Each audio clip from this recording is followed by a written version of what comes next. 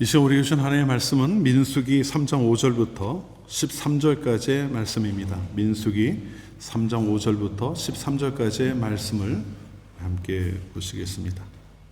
한 절씩 교독하고요. 마지막 절은 우리 한 목소리로 함께 읽겠습니다. 민수기 3장 5절부터 13절까지의 말씀입니다. 여호와께서 또 모세에게 말씀하여 이르시되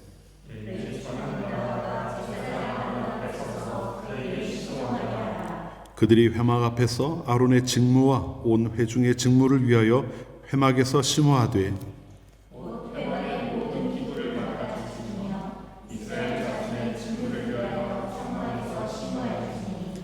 너는 레위인을 아론과 그의 아들들에게 맡기라. 그들은 이스라엘 자손 중에서 아론에게 온전히 맡겨진 자들이니라.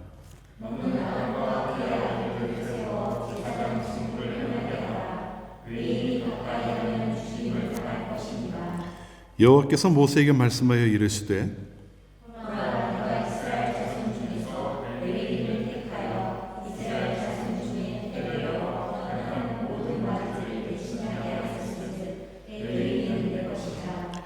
처음 태어난 자는 다 내 것임은 내가 애굽 땅에서 그 처음 태어난 자를 다 죽이던 날에 이스라엘의 처음 태어난 자는 사람이나 짐승을 다 거룩하게 구별하였음이니 그들은 내 것이 될 것임이니라. 나는 여호와이니라. 아멘.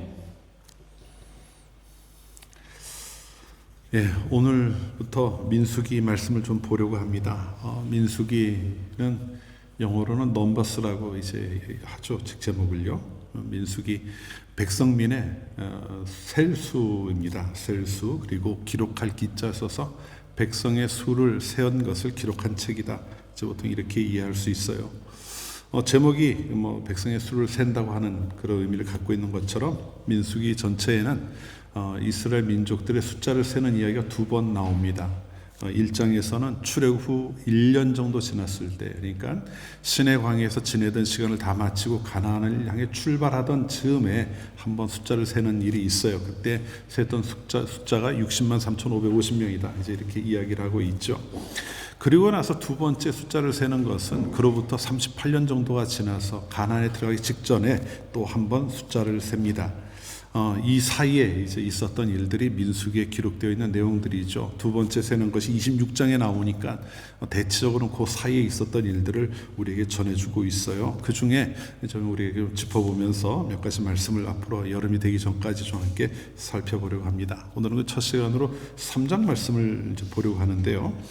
앞에 1장, 2장에서는 아까도 말씀드렸던 것처럼 1장에서는 이스라엘 민족의 숫자를 세는 이야기가 나와요. 그리고 이스라엘 민족이 또 광야에서 어떻게 진을 쳐야 하는지, 행군할 땐 또 어떤 순서로 행군을 해야 하는지 이야기가 2장에 나옵니다. 여러분 읽어보시면은 이스라엘 민족의 12지파를 이렇게 쭉 분배해서 어떤 순서로 진을 치거나 행군을 해야 된다는 이야기가 쭉 나오고 있습니다. 그런데 자세히 보면은요, 우리에게 익숙한 지파 하나가 거기에 빠져 있어요. 2장을 보면은요. 이 중에 2장에 보면은 이스라엘의 12지파가 성막을 중심으로 동서남북으로 3지파씩 진을 치게 되고 또 행군할 때에도 3지파씩 묶어서 이제 대를 지어 나가게 되는데 한 지파가 빠져 있습니다. 누구일까요? 바로 레위 지파에 대한 이야기가 빠져 있어요. 본문 3장에서는 이제 그 바로 레위 지파에 대한, 앞에 빠져 있었으니까 뒤에 있는 레위 지파에 대한 이야기를 하게 됩니다. 그런데 여러분 좀 이상하죠. 레위 지파가 빠졌는데 다른 지파가 12지파가 또 이렇게 있단 말이에요. 분명히 야곱의 아들들이 12지파를 이루게 되었는데 야곱의 아들은 12명이거든요. 그런데 어떻게 여기에서는 12 플러스 레위 지파에서 13개가 될까 하는 건데, 알고 계시는 분도 계시겠습니다만은 레위 지파를 하나님께서 따로 뽑아서 세우시면서 요셉의 아들이 둘이 있었죠. 요셉의 아들 므낫세와 에브라임이라는 두 사람을 각각 하나의 지파로 삼으셨어요. 그래서 여러분 성경을 읽어보면 요셉 지파라는 말은 나오지 않습니다. 나오기는 해요. 그런데 그거는 요셉 지파는 므낫세와 에브라임이다라고 하는 설명하는 이야기가 민수기 13장에 한번 나옵니다. 그리고 이제 요한계시록에도 한번 나오죠.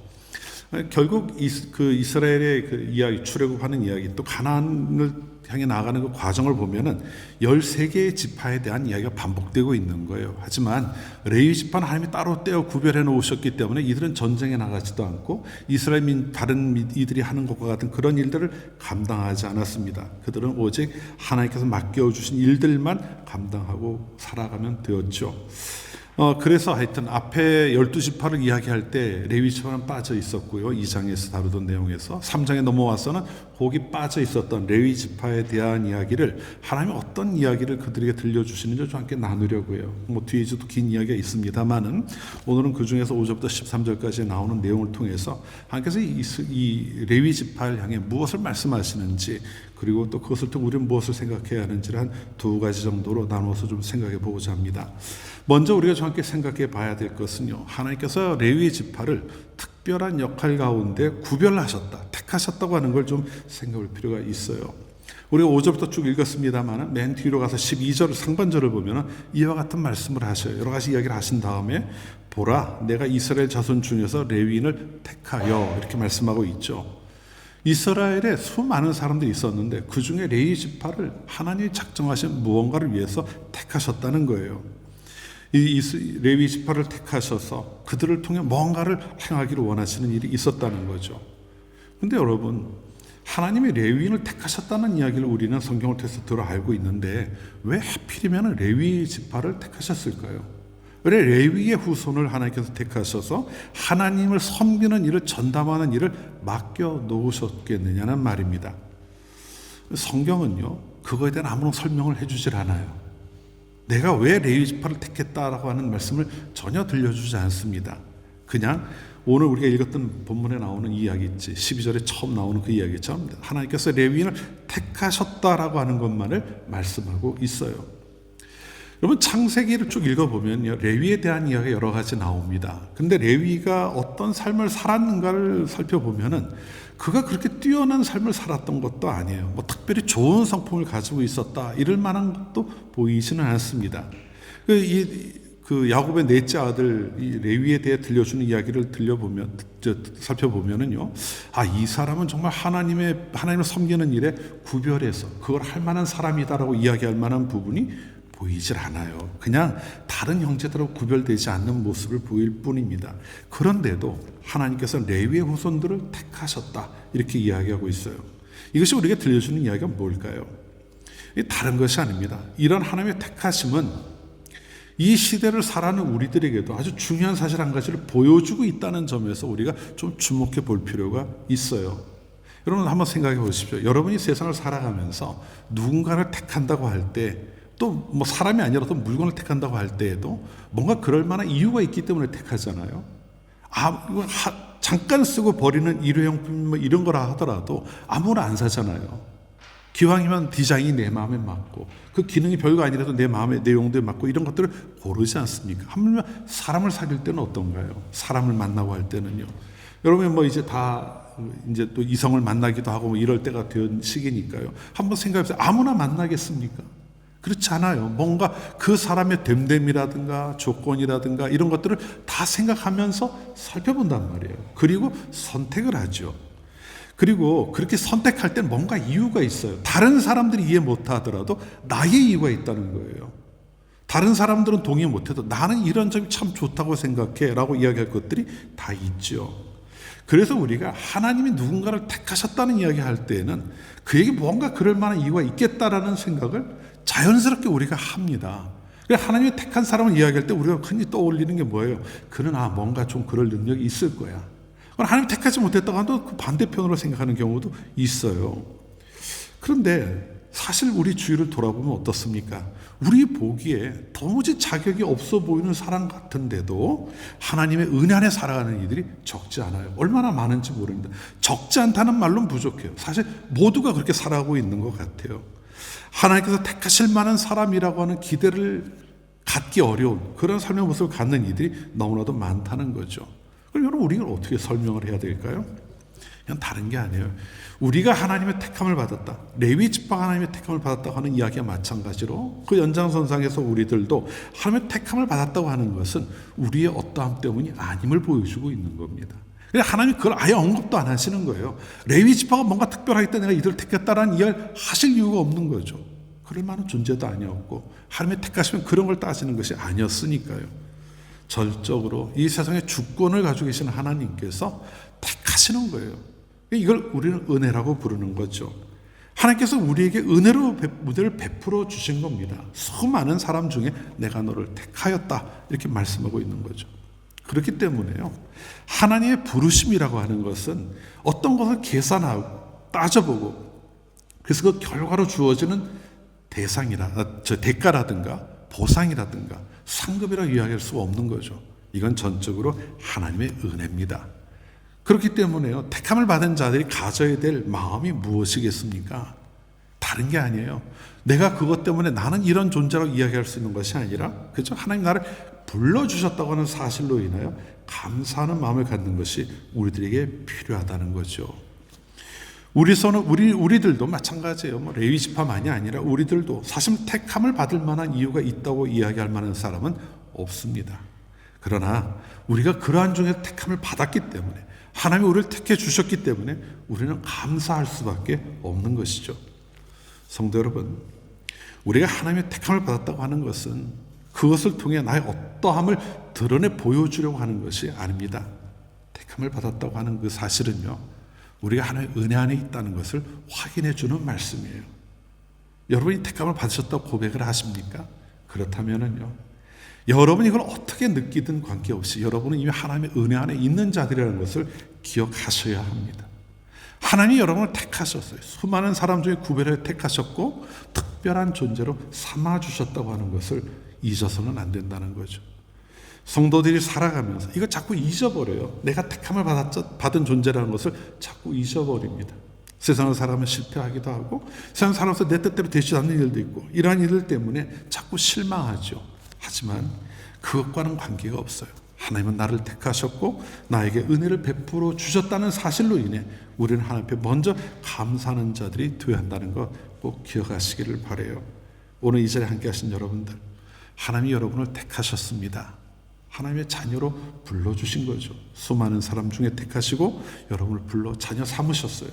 그 사실을 기억하고 그것으로 인해 감사할 줄 아는 그런 성도님들 되시기를 바랍니다. 하루하루의 삶 속에서 내가 하나님의 택함을 받았다는 그 사실로 인해 힘을 얻고 위로를 받고 살아가는 모두가 되시기를 주님의 이름으로 축원합니다. 자, 이렇게 레위 지파를 택하셨다는 사실을 오늘 우리 땅을 살아가는 우리들에도 그 특별한 의미를 갖는다고 했어요. 그런데 이 특별한 의미를 조금 더 이해하기 위해서는요, 하나님께서 이스라엘 12지파 중에서 한 지파를 택하셨다고 하는 그 사실 자체, 그 이유가 무엇인지 좀 생각할 필요가 있습니다. 말이 좀 헷갈릴 수도 있어요. 하나님이 레위 지파를 택한 이유는 우리가 모른다고 이야기했는데 하나님이 또 그중 한 지파를 택하셨다고 하는 이유를 생각해 보자고 하니까요. 이런 겁니다. 여러분 라이언 일병 구하기 보셨는지 모르겠어요. 거기에 보면 라이언이라고 하는 한 일병 한 명을 구하기 위해서 한 팀이 구성이 돼요. 목숨을 걸고 그 사람을 찾으러 가는 겁니다. 목적은 분명히 세워져 있어요. 밀러 데이라는 사람이 중심으로 한 부대가 이제 분대 정도 되죠. 한 10명 정도 되는 인원이 구성이 되고 그들이 그 라이언이라는 일병을 찾아서 데려오는 임무를 부여받아요. 목적이 분명히 있어요. 그래서 이 팀이 구성이 된 거죠. 그런데 이 팀이 구성이 되는 과정에서 어떤 이유 때문에 그들이 선택이 됐는지는 설명이 되지 않습니다. 영화를 봐도요. 그냥 밀러라는 대위를 불러서 그 사람에게 명령을 주고 가라고 이야기하는 거예요. 그러니까 그와 함께하고 있던 부하들 중에 몇몇 같이 그 길을 움직여 가게 되는 거죠. 목적은 분명히 있어요. 하나님께서 그 부대를 할 때 왜 밀러 대위를 택했는가 하는 이유는 분명히 있어요. 라이언이라는 일병을 구하는 게 목적입니다. 그 이유가 있는 거죠. 하지만 왜 그들이어야 했는가에 대한 거는 중요하게 다루어지지 않는다는 거예요. 이 오늘 본문에 나온 이야기도 그렇게 이해할 수 있습니다. 하나님께서 레위 지파를 택하셨다는 이유는 설명하지 않으셔요. 하지만 12지파 중에 한 지파를 택하셔야 하는 이유가 있다는 것에 대해서는 말씀을 하고 있다는 거예요. 지금부터 하는 이야기 거기에 포커스를 맞춰 우리가 좀 눈여겨볼 필요가 있습니다. 그 내용은 12절과 13절에 이어져서 나오고 있는데 본문 한번 읽어보죠. 자, 잘 한번 보십시오. 보라, 내가 이스라엘 자손 중에서 레위인을 택하여 이스라엘 자손 중에 태를 열어 태어난 모든 마지를 대신하게 하였은즉 레위인은 내 것이라.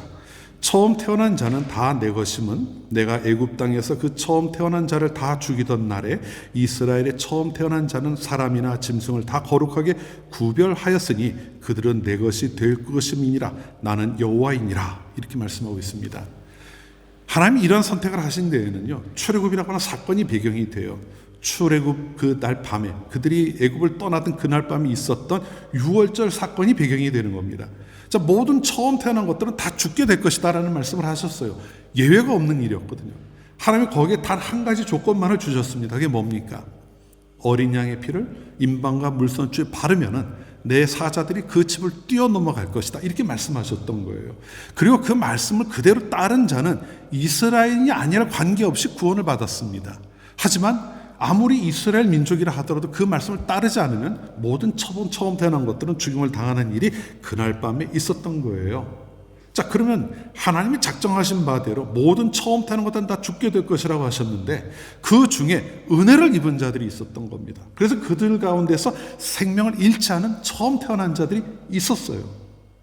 그런데 하나님은요, 그들의 생명을 구하는 대신에 이들을 내 것이라고 칭하고 계시는 겁니다.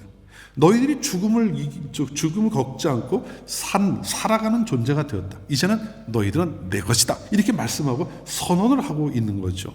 왜? 그들이 하나님의 것이 된 거예요. 자, 그런데 생각해 보면은요, 마지들은 어느 지파에나 다 있어요. 이스라엘 12지파에 그 마지들이 다 있습니다. 그럼 하나님이 이렇게 하실 수도 있었을 거예요. 모든 처음 난 자들은 다 내 것이다. 오늘 말씀 13절에 나오는 내용처럼요, 모두가 다 내 것이다. 그러니까 너희들은 다 나와서 나를 섬기는 삶을 살아라. 이렇게 이야기하실 수 있었겠죠. 하지만 하나님 그렇게 하지 않으시고요, 이스라엘의 지파 중에 한 지파를 따로 구별해 내신 거예요. 레위인이라고 하는 한 지파를 따로 구별해 내시고 이들로 하여금 다른 모든 마지들을 대신하게 하신 겁니다. 그리고 오늘 본문은 저기 3장 뒤에 쭉 이어져 넘어가 보면은요, 이스라엘 민족의 처음 태어난 자들과 레위 지파에 있는 이들 숫자를 비교를 해요. 왜냐하면 생명을 구원받은 자들이 레위 지파랑 맞는지 안 맞는지를 봐야 되잖아요. 너희는 다 내 것이라 부르셨으니까요. 근데 맞질 않아요. 그래서 1인당 얼마씩 속전을 내라 이래가지고 그걸 돈으로 계산해서 레위인에게 주는 것으로 대신합니다. 왜냐하면 이스라엘 12지파의 처음 난 자들이 레위 지파보다 더 많았거든요. 하나님이 이렇게 하신 이유는요, 레위 지파를 따로 세워서 내 것으로 삼겠다고 하는 의지가 담겨 있는 거였었어요. 그들을 따로 세워 놓으시고 하나님께서 그들로 하여금 자기를 섬기는 일을 감당하라 말씀하셨던 것이죠. 근데 이렇게 이야기하면은요, 오해의 여지가 좀 있습니다. 뭔가 하면은요, 그러면 레위인은 하나님이 택하신 자, 하나님이 부르신 자가 되었는데 나머지 사람들은 어떻게 되는 거냐? 이스라엘 남은 12지파, 다른 12지파의 사람들은 어떻게 되는 거냐 생각할 수 있겠지만 그것은 사실 그 하나님이 의도하신 내용과는 좀 다른 거죠. 모두를 택하셨어요. 그러나 그들 모두가 하나님을 위해서 살아갈 수는 없잖아요. 자기네 삶을 또 해나가야 되니까요. 하나님 그 중에 한 지파를 따로 세우시고 그들을 하나님 섬기는 일을 맡겨주신 겁니다. 그럼 나머지는 어떨까요? 나머지 사람들도 역시 하나님의 택한 가운데 있는 거예요. 마치 오늘 본문을 읽어보면 하나님께서 레위인만을 택하셨다라고 생각할 수 있는 여지가 있는 것 같지만 사실은 그게 아니라는 겁니다. 이거는 성경이 이제 이야기가 점점 진행이 되어 가면서 하나님께서 계속 반복해서 들려주시는 말씀이기도 해요. 이사야 43장 1절 말씀을 보면 이렇게 말씀하고 있습니다. 우리 같이 한번 읽어보죠. 여호와 너를 창조하신 여호와께서 지금 말씀하시느니라. 너를 지으신 이가 말씀하시느니라. 너는 두려워하지 말라. 내가 너를 구속하였고 내가 너를 지명하여 불렀나니 너는 내 것이라. 아멘. 이 말씀을 들려주고 계시잖아요. 저 뭐라고 하십니까? 이스라엘아, 너는 내 것이라. 내가 너희를 구속하였고, 레위 지파만 구속한 게 아니에요. 모두를 구속하신 거죠. 애굽에서 나올 때요. 그리고 그들을 하나님의 백성으로 삼으신 거예요. 내가 너를 지명하여 불렀나니, 어느 한 사람도 곁다리가 없다는 거죠. 이거는요, 각각을 지명해 부른 겁니다. 지명해 부르고 하나님 것을 삼아주셨음을 말씀하고 있는, 이게 레위 지파만이 아닌 이스라엘 전체를 향한 말씀으로 나타나고 있는 겁니다. 그리고 여기서 끝날까요, 여러분? 그렇지 않아요. 이게 신약 시대를 넘으면서요, 예수님의 십자가를 통해서 더 많은 이들에게로 이 이야기가 확대되고 있습니다. 6월절에는요, 어린 양의 피를 보고 하나님의 사자들이 그 집을 넘어갔다 이렇게 이야기하고 있어요. 그래서 처음 난 그 마지들이 구원을 받게 되었음을 이야기하고 있죠. 하지만 어떻습니까? 우리가 살아가는 이 신약 시대에는요, 6월절에 어린 양이 되신 예수 그리스도께서 십자가에 달리심으로 인하여 그를 통해 모든 이들이, 믿는 모든 이들이 그 자리에 설 수 있게 되었음을 말씀하고 있어요. 보다 더 근본적인 이야기를 하고 있는 거죠. 그래서 하나님이 택하셨다고 하는 이야기가 레위 지파를 넘어서서 이스라엘로 확대되었을 뿐만 아니라 모든 믿는 자들을 향해 확대되어지고 있는 겁니다. 그래서 베드로전서 2장 9절에서 첫머리에서 베드로가 하는 말이 뭡니까? 너희는 택하신 족속이요, 이렇게 이야기하고 있는 거잖아요. 우리를 향한 이야기 아닙니까? 너희는 택하신 족속이요. 어느 한 사람도 예외가 없다는 겁니다. 하나님 앞에 나와 하나님의 은혜를 받은 자로서 우리가 멸망해야 할 수밖에 없는 그 상황을 벗어나 구원받은 존재가 되었다고 하는 것을 말씀하고 있는 것이죠. 그런 면에서 본다면요, 레위 지파에 대한 이야기만이 아니라 사실 지금 이 자리에 앉아있는 우리들 모두도 결국 하나님의 은혜 안에 있는 하나님의 택하신 존재라고 하는 것을 우리는 부정할 수가 없는 겁니다. 우리 모두가 하나님의 은혜 안에 있는 자들이고 택함을 받은 자들이 되는 것이죠. 그렇기 때문에 이게 참 중요한 거예요. 앞에서 우리가 택함 받은 자라고 하는 걸 기억해서 말씀드렸던 것처럼 우리가 그와 같은 은혜 안에 있다고 하는 것을 깊이 생각할 수 있어야 한다는 것이죠. 그러면 여러분, 우리가 이렇게 택함을 받은 하나님께서 레위 지파를 택하심으로 무엇을 그들에게 말씀하고 계시는지를 살펴보면서 오늘 우리들은 무엇을 해야 될지를 생각해 볼 수가 있습니다. 자, 이스라엘 중에 하나님께서 레위 지파를 택하셨어요. 그리고 그들에게 무엇을 말씀하고 계십니까? 6절부터 9절까지의 말씀을 보면은요, 하나님께서 이스라엘 백성에게 말씀하시는 내용이지만 그 내용을 보면은 모든 레위인들은 제사장을 도와 이스라엘을 위해 회막에서 맡겨진 일을 하라, 이렇게 말씀하고 있습니다. 이건 광야 시대의 이야기예요. 광야를 쭉 지나갈 때 그들이 다 함께 하면서, 그러니까 성막을 중심으로 레위 지파가 뺑 둘러 진을 칩니다. 그리고 그 바깥으로 이스라엘 12지파가 진을 치게 되어 있었죠. 이들이 진을 치고 살아가면서 하나님을 섬기는 일을 번갈아 가면서 감당을 했던 거예요. 교대하면서요. 그런데 나중에 가나안에 들어가면 어떻게 될까요? 이들이 예루살렘 성전 주에 다 모여 산 게 아니에요. 12지파의 땅을 다 분배해주고 그들의 가운데 성읍을 정하고 48개 성읍에 정해진 곳에 들어가 살게 됩니다. 그리고 그곳에 무엇을 했을까요? 하나님 말씀 가르치는 일도 계속 해나간 거예요. 하나님 우리에게 무엇을 말씀하고 계시느냐, 그들이 주신 율법을 가르치고 말씀대로 살기 어떻게 하는지를 계속 가르치는 역할을 그들이 감당해 왔던 거예요. 그리고 순서가 되었을 때 예루살렘에 와서 성전에서 제사장을 또 섬기는 일도 또 감당을 했던 것이죠. 이들은 하나님께서 택하신 존재로서 자신들에게 주어진 일들을 감당하며 살아갔던 겁니다. 그리고 이것은 우리들에게도 동일하게 적용이 돼요. 하나님은 우리를 그리스도를 통해 구원하셨습니다. 그리고 특별한 존재로 삼아 주셨어요. 우리 모두가 하나님 앞에 특별한 존재가 되었음을 이야기하고 있는 거죠. 디도서 2장 14절을 보면은요, 바울은 이렇게 이야기를 하고 있습니다. 그가 우리를 대신하여 자신을 주심은 모든 불법에서 우리를 속량하시고 우리를 깨끗하게 하사 선한 일을 열심히 하는 자기 백성이 되게 하려 하심이라. 무슨 이야기예요? 그가 우리를 대신하여 자신을 내어주셨다고 하는 것, 예수님께서 우리의 십자가 달려 죽임을 당하셨다고 하는 것은 우리를 불법에서 죄의 사슬 아래 있던 데서 우리를 구원해내셨다는 거예요. 그리고 우리를 깨끗하게 하신 거죠. 깨끗하게 하신 것으로 끝나는 것이 아닙니다. 그 다음 하신 말이 뭐예요? 선한 일을 하는 자기 백성이 되게 하게 하신다, 이렇게 말씀하고 있는 거죠. 제가 가끔 말씀드리지만 성경에 선하다고 하는 말을 읽을 때는요, 여러분 이렇게 이해하셔도 틀리지 않는 경우가 대부분이에요. 선하다고 할 때는 그것이 우리가 세상 가운데 착하다 악하다라는 개념보다는 하나님의 뜻에 합하느냐 합하지 못하느냐로 보면 됩니다. 그럼 거의 틀림없어요. 결국 이야기는 뭐예요? 우리가 선한 일을 열심히 하는 자, 다시 말하면 하나님이 기뻐하시는 일을, 하나님이 원하시는 일을 하는 자로 그것도 열심히 하며 살아가는 자기 백성을 삼기에 우리를 부르셨다는 것을 말씀하고 있는 거죠. 하나님이 우리를 구원하셨다는 그 목적에는 분명한 방향이 있는 겁니다. 그걸 위해 우리를 하나님의 특별한 백성으로 삼아주신 것이죠. 그러면 여러분은 어떻습니까? 우리 모두가 하나님께서 나를 택하셨다, 나를 하나님의 특별한 계획 안에 두셨고 특별한 은혜 가운데 두셨다는 사실을 믿고 계신다면 내가 하나님의 특별한 백성이 되었다고 한다면은 나는 과연 그 자리에서 무엇을 하고 있는지를 생각해 볼 수 있어야 합니다. 내가 하나님 앞에 구별된 특별한 존재가 되었다는 걸 기억해야 되는 건 너무나도 중요한 일이에요. 근데 거기서 멈추는 게 아니라 한 걸음 더 나가야 된다는 거죠. 나는 그래서 무엇을 하고 있느냐는 겁니다.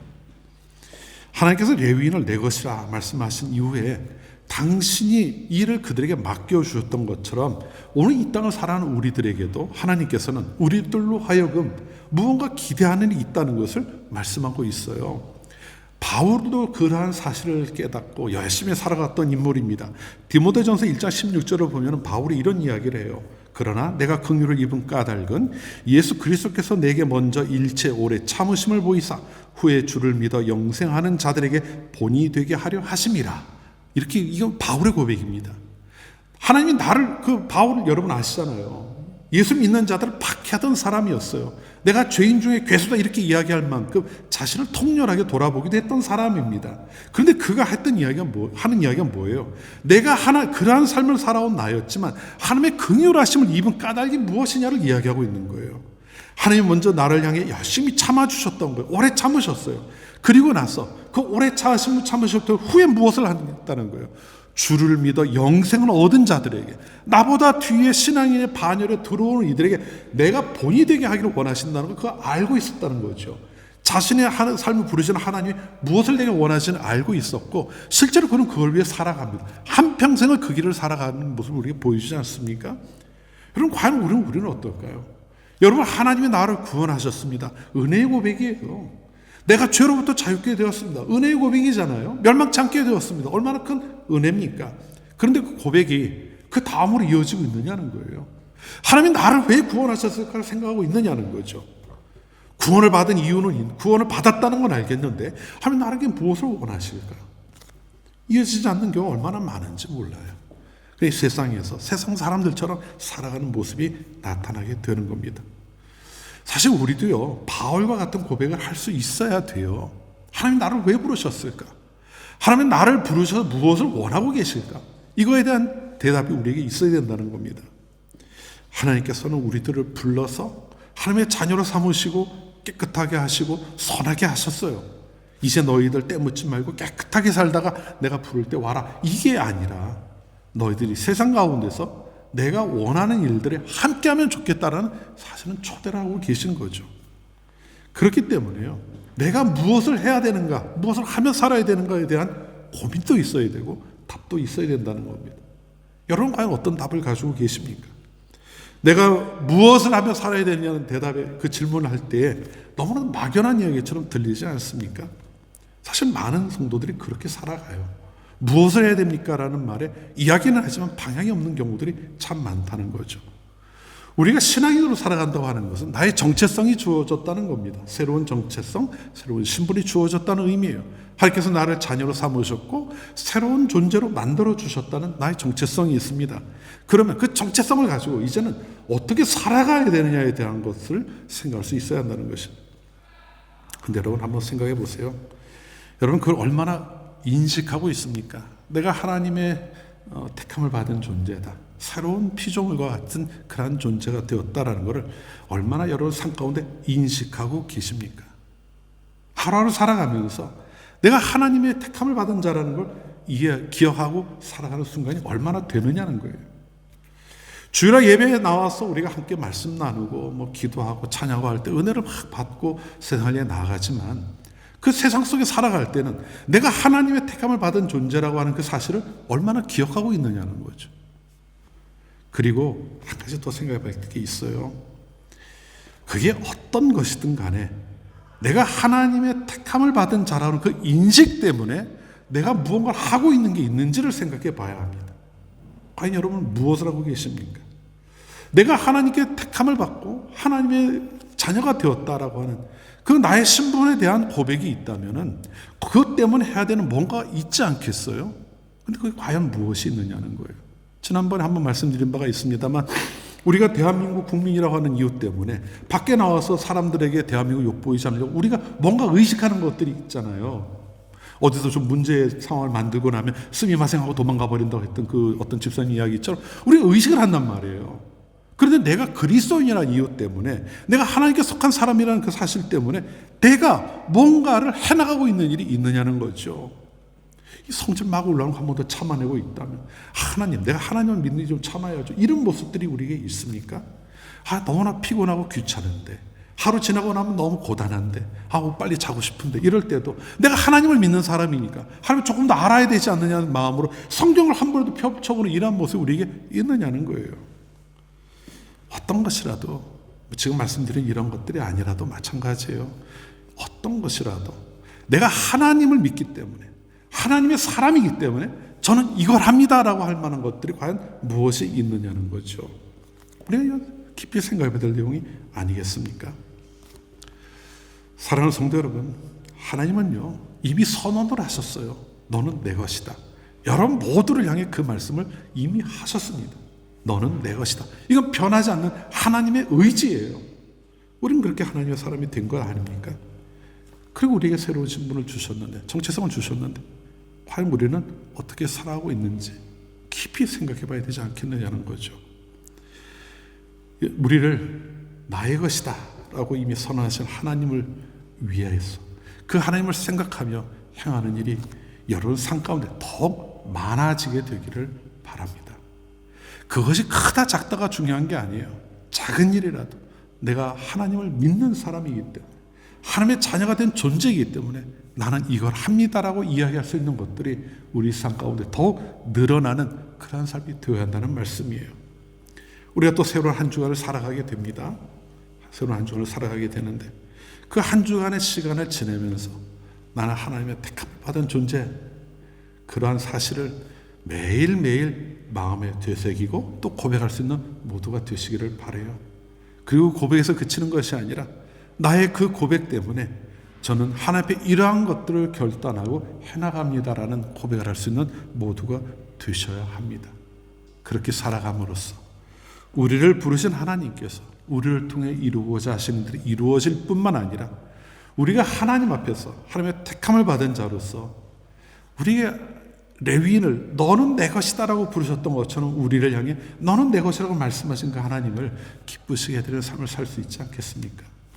오늘 이 자리에 함께 하신 여러분들, 각자의 삶 속에서 하나님께 속한 자로서 하나님께 속한 자다운 삶을 살아내는 모두가 되실 수 있기를, 한 주일 동안 그런 삶을 통해 하나님이 기뻐하시는 삶을 온전히 이루한 모두가 되실 수 있기를 다시 한번 주님의 이름으로 축원합니다. 기도하겠습니다. 사랑의 하나님 아버지, 저희를 은혜 가운데 택하시고 아버지의 것으로 삼아주신 그 은혜를 감사합니다. 저희가 하나님께 속한 자라는 사실을 고백하고 아버지 앞에 또 그 이야기를 저희 입술을 벌려 해나가고 있습니다.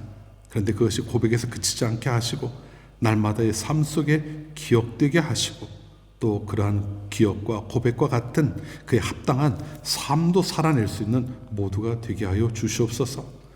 저희에게 허락하신 삶의 자리에서 하나님께 속한 사람답게 살아가게 하심으로 저희의 말과 행동, 또 저희들이 사는 삶을 통해 하나님께 온전한 영광을 돌리는 그런 삶을 살게 하옵소서. 앞으로 저희 허락하신 한 주간의 삶 속에서 저희는 하나님의 것입니다 라는 그 고백을 끊이지 않는 모두가 되게 하시고, 또 그 고백에 합당한 삶을 살아내는 모두가 되게 하여 주옵소서. 예수님의 이름으로 기도합니다. 아멘.